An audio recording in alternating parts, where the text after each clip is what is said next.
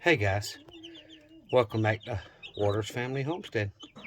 This is Michael and the baby chicks and baby turkeys. The dark brown ones are the turkeys. See, one's a little lighter brown than the other four, but I just pulled the pan out of this kennel and went out there and washed it and filled their feeder and water. And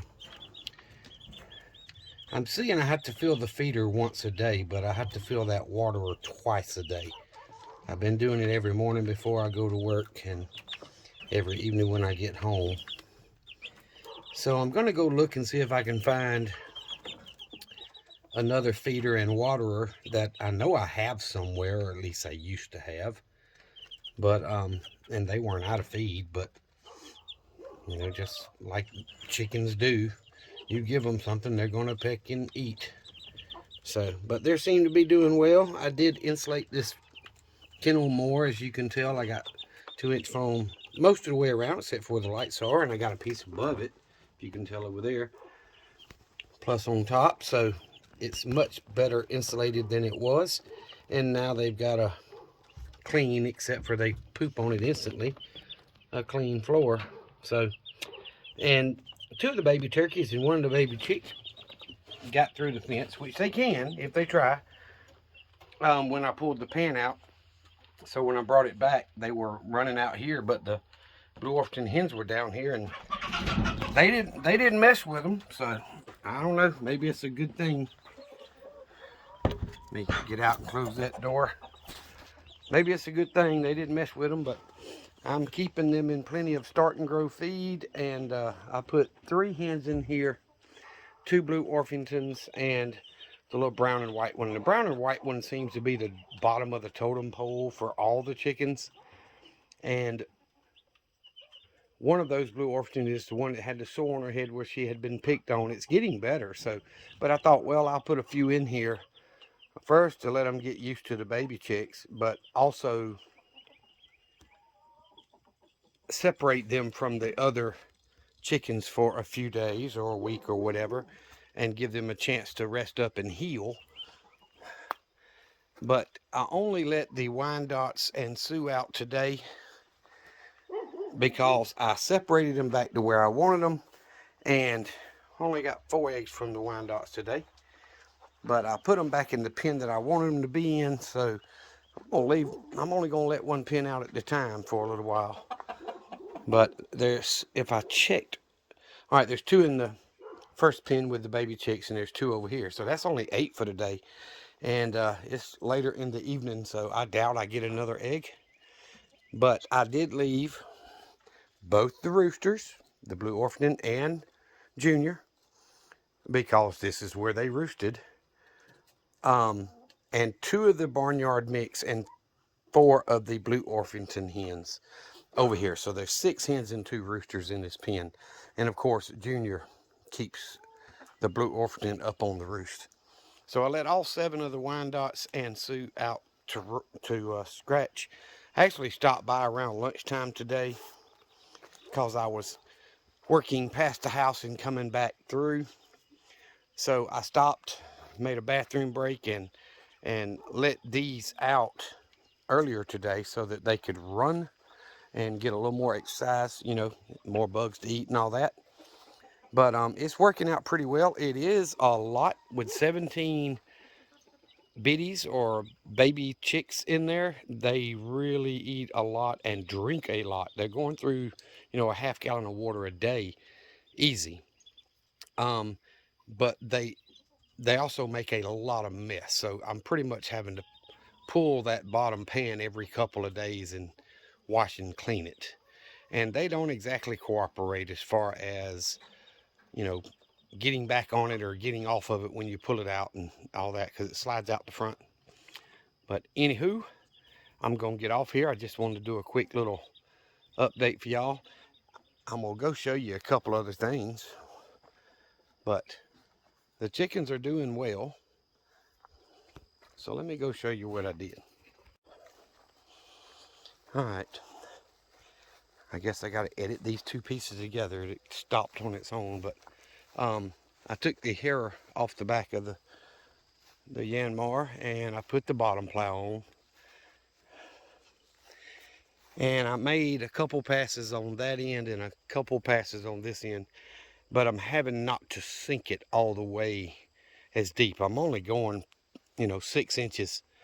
It may look deeper than that on camera. I really don't know, but I'm only going about 4 to 6 inches, and I'm going to have to just run over it to break it because it's just too much for this Yanmar. Even though it's four-wheel drive, it's really not made for plowing. It's made for farm work, but not plowing. So, the front tires are pulling, the back tires are pulling, but I think that big old plow right there, it it'll make the tire sit there and spin. And since it's a hydrostatic drive where you push the pedal to go, it's not like the old tractor where I can put it in gear and just hit it kind of hard and keep moving. So I'm gonna have to get it plowed and then harrow it and then bottom plow again if I need to. But I got pretty deep on some of it. This side wasn't quite as hard as the other, but that's just the way it worked out. I'm gonna continue doing that a few times a day until I get this thing harrowed up, as long as the weather allows me to.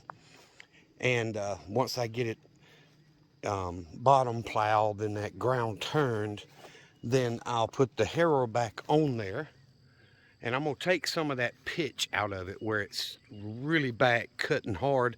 I'm gonna straighten it up quite a bit so it can just break up what's there, since I'm bottom plowing it, and it'll be a easier pull for the tractor, and kind of chop that up much finer.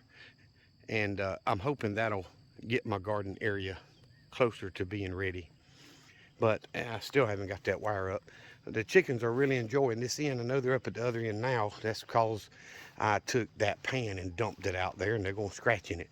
But I've seen several of them jump to catch, to try to get some blueberries.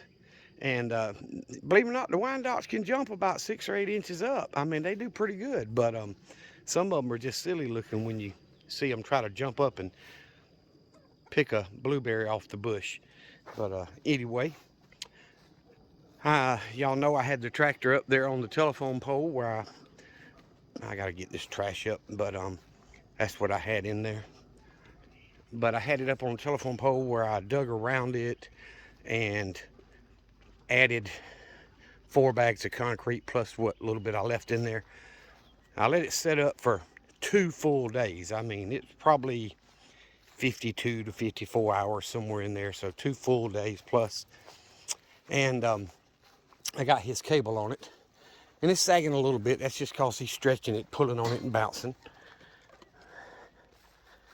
But it has not moved that I can tell at all. It hasn't cracked. I mean, there's a crack around the edge, but that was there before I moved the backhoe, or before I moved the tractor. So I can't tell that it's done any damage whatsoever. So I think I got enough there this time to hold it in place. So now I know what it takes to hold a 14-foot tall, 17-foot total length telephone pole, and that would be plenty high for my water tower. So I may be able to cut some of those poles quite a bit shorter, and to get what I want out of it as far as building the tower. Yeah, Sparky's fine. He's got plenty of water in his new bucket I gave him, and his feeder's full. I filled it up yesterday. I didn't let it run out. But that's what I'm thinking is, I was always planning the oldest, worst looking pole was the one I was going to cut off to be the middle support under the floor of the room that's up there that's going to hold the water tanks. And then the outside 4, of course, would be 7 or 8 foot taller to go all the way up the exterior walls of the room, notch it in there with chainsaw so that it's really, really solid. But don't know that I'm gonna do that. 15 foot up. The truck going by. 15 foot up is quite a long ways.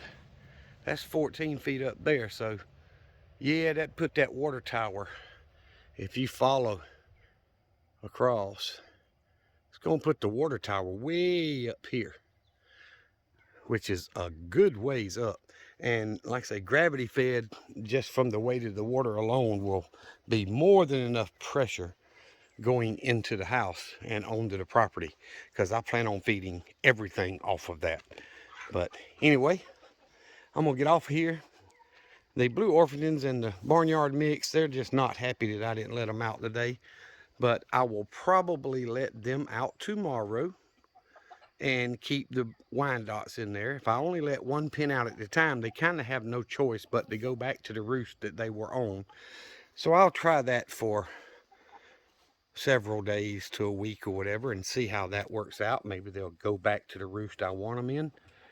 And this was the original plan, is all of them would go back into these pens once I butchered the older chickens and I got new baby chicks. This has been the plan the whole time, is to put those 19 in 2 pens and the baby chicks in the end, and then, you know, and rotate through. So I'm hoping that's the way it's working. But the gate's working out good. I may end up digging around that post as well and put some concrete around it and prop it up. It's wanting to lean, but I mean, if you look at the crack around it, it's only leaned about a 1/4 of an inch. I mean, not much, but when you go 12 foot away from that, it's making the gate scrub more. So I may do another adjustment and see how it works out. But for right now, it's being a little bit of a pain, and it's probably because I got the tin on there instead of wire. At least that's part of it, being a little extra heavy. But I know, if y'all can tell on camera, I am starting to bottom plow. I've said it all along. Every time I hear it, it makes me think I need to bottom plow. So I'm late in the game, and I may not even get in the game this year, but doggone it, I'm going to prepare it. And I'm going to take my old tarps here, and I got several more in the buildings, and I'm going to cover all this up. Once I get it bottom plowed and harrowed, I'm going to cover it all up with tarps and leave it that way until it's time for me to come out here and harrow it again and plant. So it is what it is. I mean, it's one person trying to do all this is a lot, so y'all know that yourself. But I appreciate you guys watching. If you have not done so, please subscribe to the channel.